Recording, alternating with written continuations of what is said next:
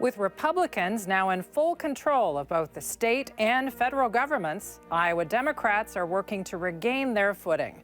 We'll talk with Iowa Democratic Party Chair Rita Hart on this edition of Iowa Press. Funding for Iowa Press was provided by Friends, the Iowa PBS Foundation, the Associated General Contractors of Iowa, the public's partner in building Iowa's highway, bridge, and municipal utility infrastructure. Elite Casino Resorts is rooted in Iowa. Elite's 1,600 employees are our company's greatest asset. A family-run business, Elite supports volunteerism, encourages promotions from within, and shares profits with our employees. Across Iowa, hundreds of neighborhood banks strive to serve their communities, provide jobs, and help local businesses. Iowa banks are proud to back the life you build. Learn more at iowabankers.com.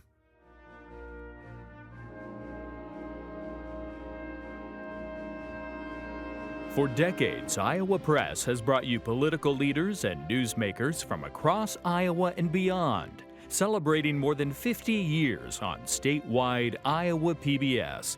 This is the Friday, February 21st edition of Iowa Press. Here is Kay Henderson.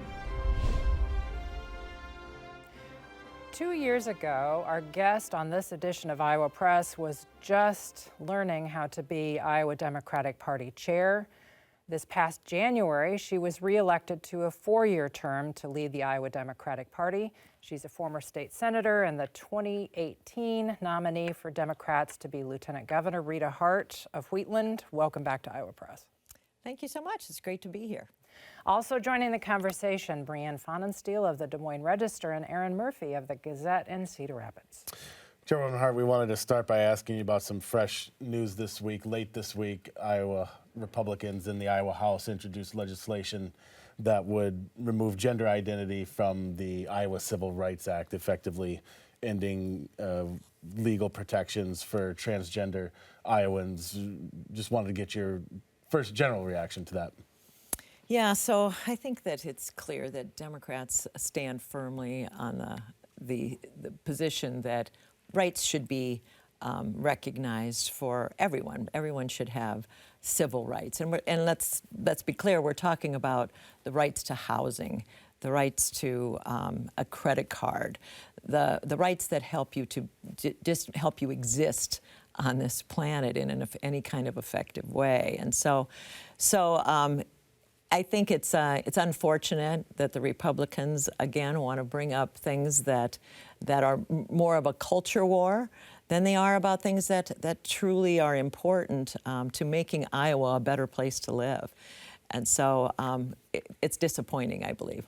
You're a former member of the Iowa legislature. You're in the Iowa Senate. How would you have voted on this bill? Oh, we cannot support going backwards as far as making sure that people have their civil rights. The Democratic Party has had to do a little bit of soul searching after the last election about how to talk about issues like gender identity, especially in context with, pocketbook issues, things like that. So how should the Democratic Party here in Iowa be talking about this and messaging it as we look forward to the next election cycle? Yeah, so again, I think it's clear that that Democrats are united in standing up for people and their individual rights. But we also recognize that the economic issues are really the driver of any election, that people vote their pocketbooks, and that right now the state of Iowa is facing some really dangerous, some threatening kinds of issues when it comes to our economy. We're looking at a downturn on the ag economy that is going to trickle off to the economy in general. We're looking at cancer rates that are too high. We're looking at a legislature and an administration that is taking public dollars and refocusing them into private education instead of public education, where the vast majority of students are attending. And so this is what what I think is really important for all of us to talk about as Democrats are the issues that we're hearing from people are so important. The issues that are real in their lives, that are important, and that are very specific, and that Democrats have different solutions for. House Democratic leader Jennifer Converse was on the program a couple of weeks ago and said that Democrats will be digging into the results of 2024 when you get all of the data. Might you find that your concerted effort to identify Democrats who voted in the past and hadn't been regular voters had actually turned into Republicans? Yeah, I think again, we've learned quite a bit by looking at the numbers so far. It's clear that we had similar turnouts in 24 that we did in 22, but results are, and we did not have a good year in 22 either, right? So this is, again, I think we're clear that we've got to do a better job of getting our message out to the people that are receptive to it. And so that's our challenge. Our challenge is in doing the kinds of organizing work, getting our volunteers organized in a way where they can have the kind of conversations and make sure that people understand what Democrats stand for.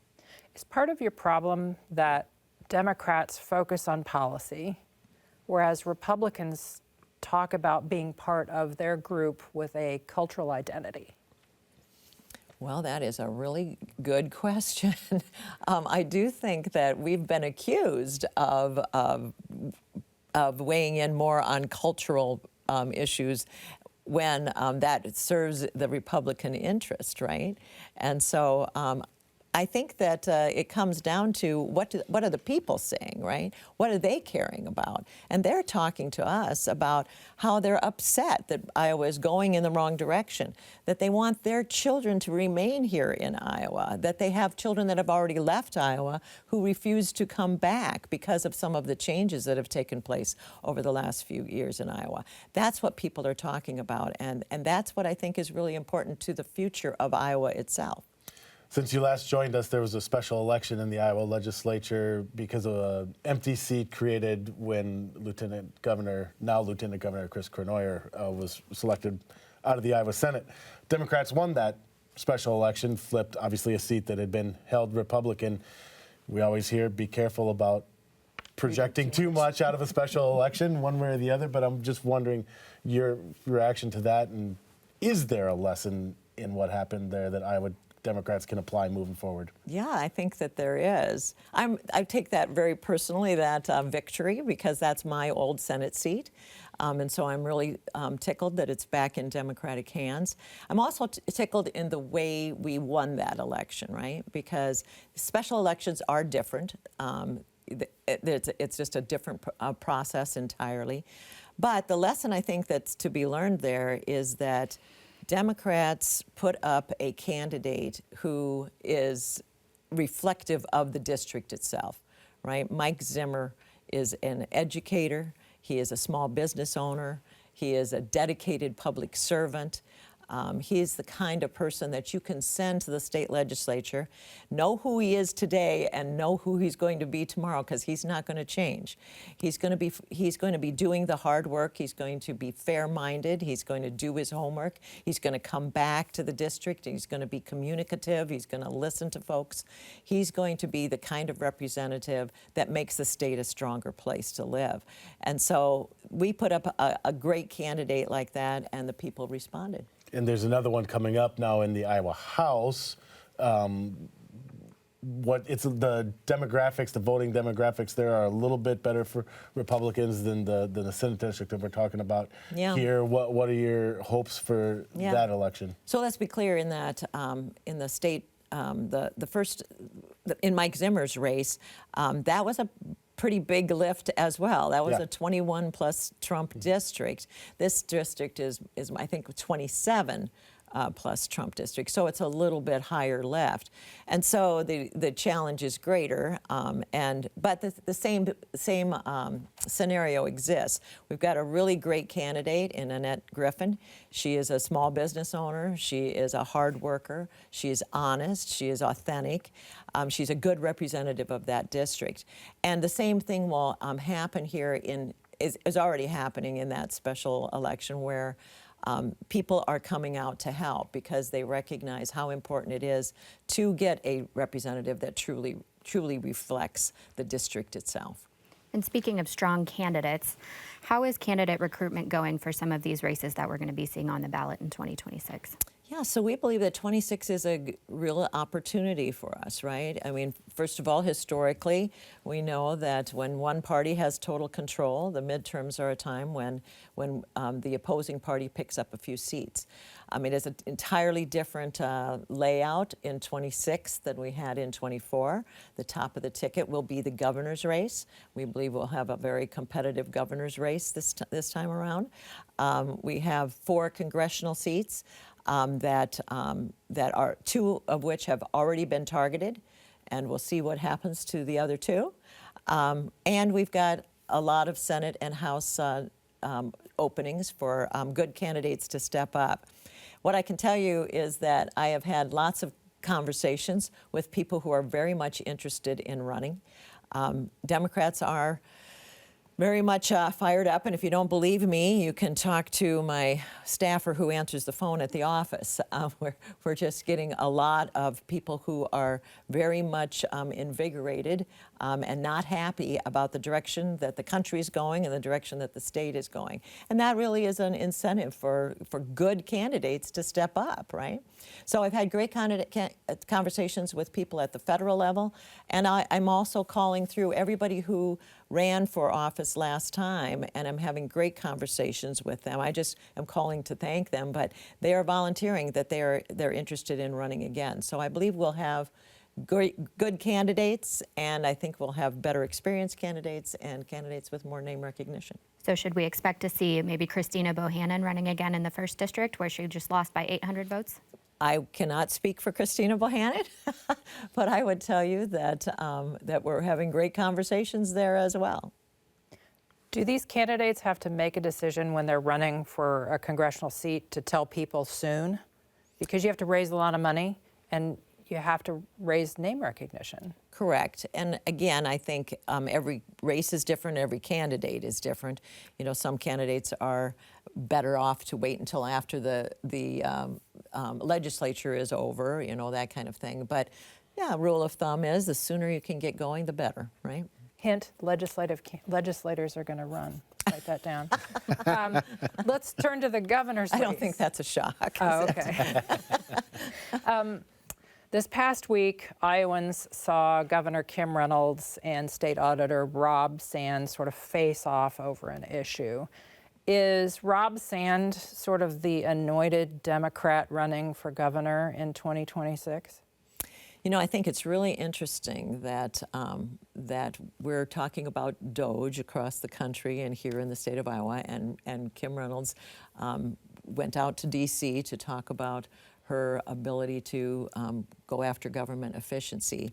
And yet here she is in the state of Iowa, where our elected representative who is responsible for ferreting out corruption and making sure that things are transparent and that our money is being spent well, you know, she's been trying to curb his efforts, his ability to do his job. And so, you know, that is something that is important in and of itself. And I would say that the fact that her administration has gone after Rob Sand seems very political. So is he the heir apparent to the Democratic nomination for governor in 2026? Very, very good of you to hone in again. There are no heirs apparent, but we're looking for, you know, good people to step up, and the best candidates will emerge. There's also a U.S. Senate race in 2026 in Iowa. Senator Joni Ernst, up for re-election, expected to run for re-election. Will you get any national support given the way the map looks right now? Yeah, I think that that Senate seat remains to be seen whether that's what kind of attention that's going to get. But I think that there's going to be many races here that are going to really create a lot of interest here in the state of Iowa. I'm curious your thoughts as we wait to see who decides to run in some of these races, especially statewide. If we look back at some recent history with Iowa Democrats, whether it's Fred Hubbell for governor in 2018, Teresa Greenfield for Senate in 2020, Bruce Braley for Senate going back to 2014. A little bit to Kay's question earlier about contested primaries or the lack thereof in some of these races. What's your view as state party chair? And your job is to help the party have the best candidate possible ready for the general election. Are competitive primaries better for that goal than someone coming in and essentially clearing the field from the start? I like to see that this happens, through natural forces, right? When you force something to happen, I don't believe it ends up as well. So, when I first started as a state senator, I had a healthy primary. That was good for me as a candidate. It was good, I think, for the end result because I think we had a better general election as a result. But that's not always true. Some races. The sooner we know the candidate, the sooner we can get to work on the general, right? And don't have to spend the kind of money that you have to spend in a primary. So again, I think it's best to just see what happens. Is it a race-to-race kind of thing? Is that what you're saying? Or is there no, blanket answer to that question? Right, correct. I think every situation is different. Okay. I want to shift gears a little bit. Curious to get your thoughts on how Democrats are choosing to operate in this time when we're getting a lot of news out of the new federal administration that you alluded to earlier. A lot of big moves coming with the government efficiency stuff, some of the nominees that are being put forward. How is the Democratic Party in Iowa choosing to message in a time like this when, as one of the analogies we use on our side of this whole thing is the fire hose and trying to drink from the fire hose when that much news is coming. How do Democrats message in a time like this in a way that is effective to reaching voters? Yeah, so it is a difficult time, I think, because that has been the strategy to come in and, have a hostile government takeover and really lay things out quickly and create chaos. And I don't think that's good for the United States of America, but that's the way it is. And as Democrats, I think it's really important to keep people focused. Again, let's talk about the issues that really matter to Iowans, that are real in their lives. And so that's why we've been focusing on telling the stories, right? We've been talking to folks who've been affected by these changes with USAID, with NIH, with the USDA. And so we're talking to people like the young man that I think you guys covered too, that is he worked for the USDA and lost his job and received the notice that said that it was for performance, but his performance has always been excellent, and therefore we're losing a scientist who is working on important things like bird flu, which is really important to Iowa. The veteran who had 32 years in, who also lost her job because she had gotten a promotion, and so now is on the chopping block, and now is not able to provide the services for veterans that are so needed here. That's our focus, is to show the stories and how these things are really affecting Iowa. I think it was I'm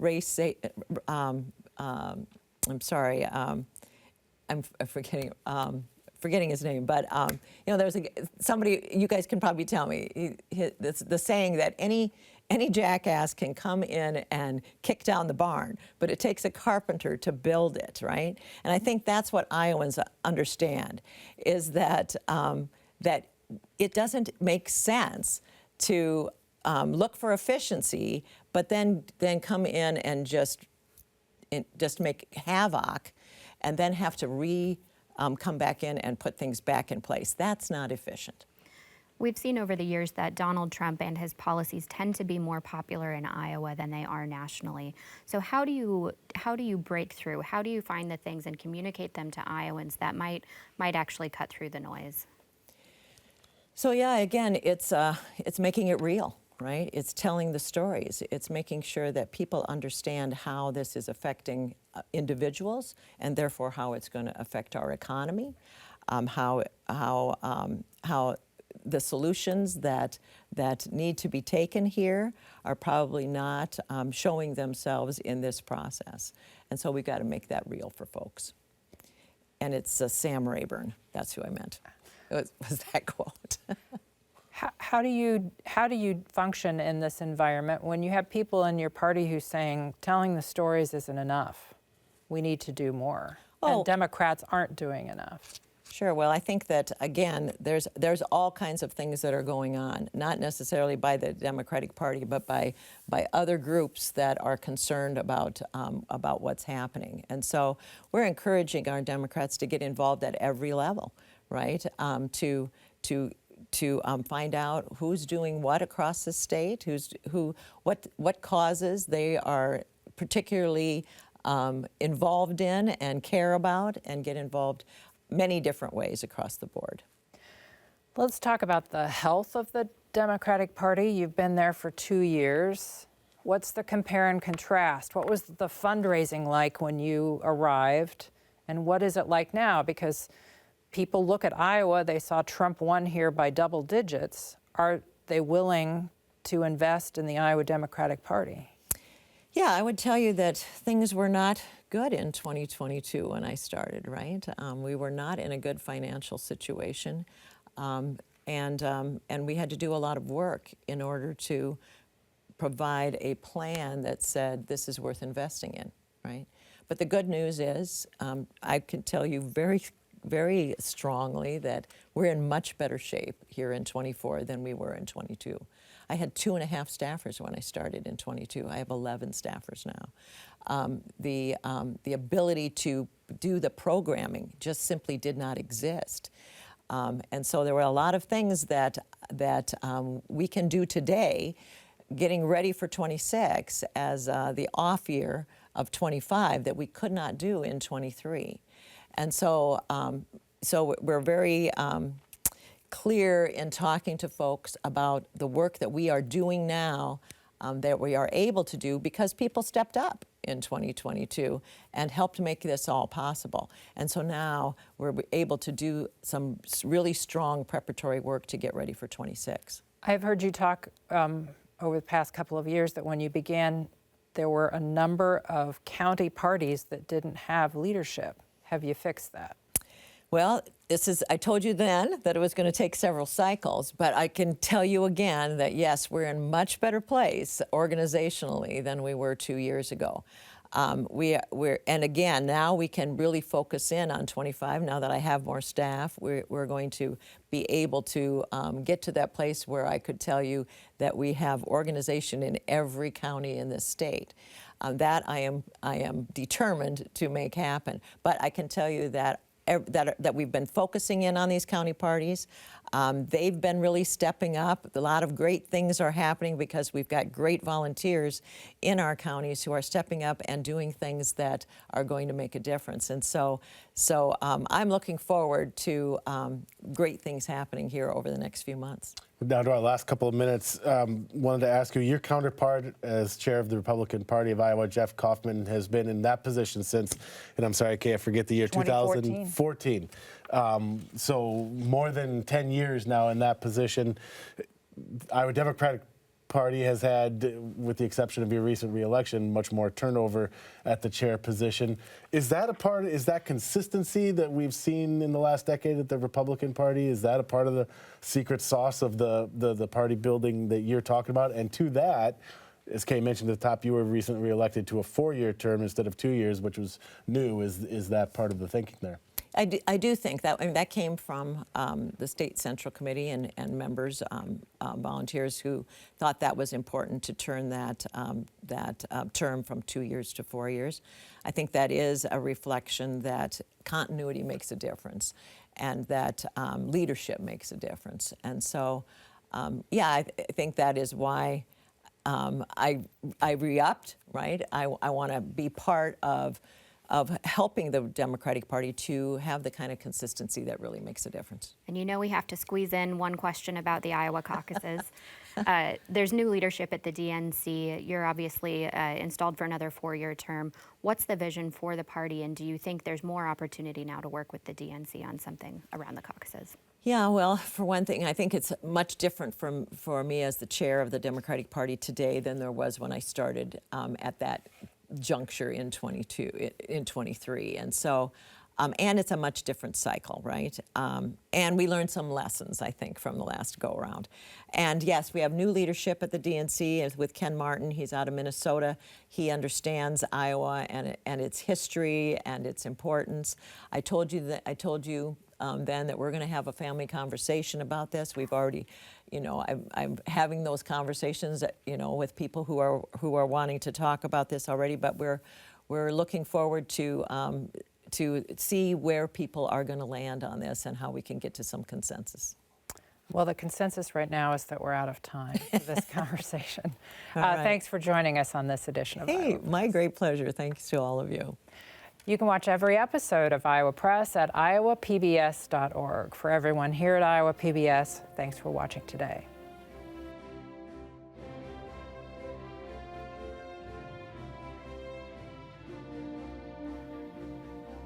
Funding for Iowa Press was provided by Friends, the Iowa PBS Foundation, the Associated General Contractors of Iowa, the public's partner in building Iowa's highway, bridge, and municipal utility infrastructure.